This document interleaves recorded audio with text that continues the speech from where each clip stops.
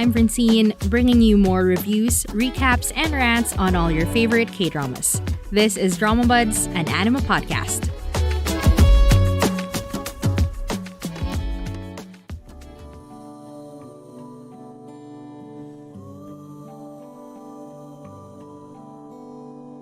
So hello everyone, welcome to today's episode of Drama Buds. Today I am reviewing Save Me as another one of our horror episodes.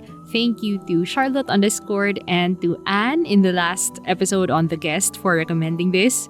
Although this is a lot less scary than The Guest, it's not exactly horror, it's more of a psychological thriller. Which, you know what, I kinda love. So basic details on Save Me. The PD is the same PD as the movie A Christmas Carol. So if you didn't know, Jin Young of GOT7 won Best New Actor in Film in the Baeksang Arts Awards last time because of this movie. And it's written by the same writer as Strangers from Hell and Dark Hole. And it stars Soye Ji, who I've seen in It's Okay to Not Be Okay, Ok Tae-kyun, who I've watched in Vincenzo, and Woo Do-won, who I've seen in My Country the New Age. So Save Me is about a girl and her family who move into a small village and are sucked into a cult. And years later, she tries to escape from it and asks help from 4 of her classmates in high school. And together they infiltrate the cult, they find out their secrets, and they take it down.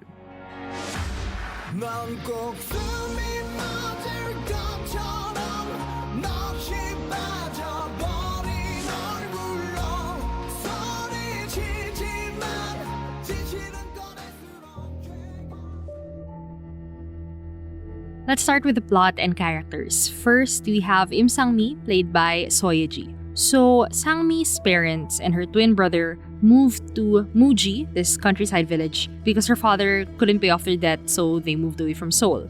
And they struggled to find a good place to live, and eventually her brother, who had, I think he had a limp or something, her brother was bullied to his death. And that led to her mom, losing her mind in grief.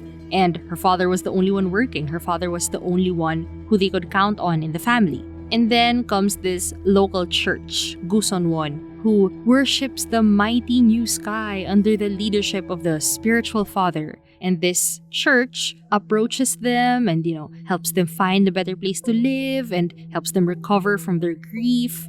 And eventually, their father, who's basically the only one making decisions now, decides to move into the compound of Gusunwon in the mountains so that their mom can be taken care of in this nursing home and they can have a place to live and all of their needs will be provided for them while they take care of the grounds and they join the worship services. And 3 years later, her father is so deep into the teachings of the church. Her mother, still in the nursing home, just as incoherent as ever, believing that Sang-jin, her brother, she can still see him, and if they worship the mighty new sky, they will be together on the ship of salvation. And Sang-mi, 3 years later, still doubts these teachings, but she stays because her father is telling her to, and because they're taking care of her mother. Until she witnesses Apostle Jo, one of the leaders of the cult, killing a child. And every time she tries to run away and tries to tell someone about what happened, even the police, no one believes her. One night, she comes across Im Sang-won and his other friends and she asks them to save her. And though they try to help her escape from Gusunwon, she realizes that she can't keep running from the cult. And eventually, she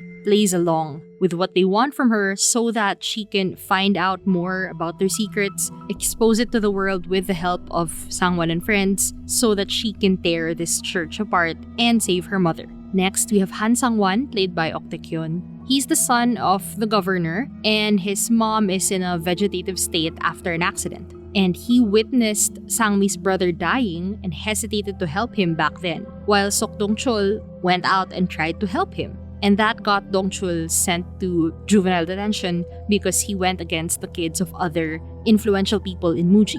Sang-won wanted to help Dong-chul. He asked for his father's help, but his father told him that they can't go against the other influential people in Muji because he's trying to get re-elected as governor and, this would be better for the whole family, this would be better for all of us, this would be better for your mother, this could help your mother wake up. Essentially, at that time when he was in high school, he was a coward who didn't do anything when it mattered, and it led to Sang-jin's death. It led to Dong-chul getting sent to prison. So, years later, when he saw Sangmi asking for help again, he knew he had to do whatever he could to save her with the help of his friends. Similar to Sangmi, his debilitated mother is kind of being held hostage for him to stay complicit in whatever his father is doing.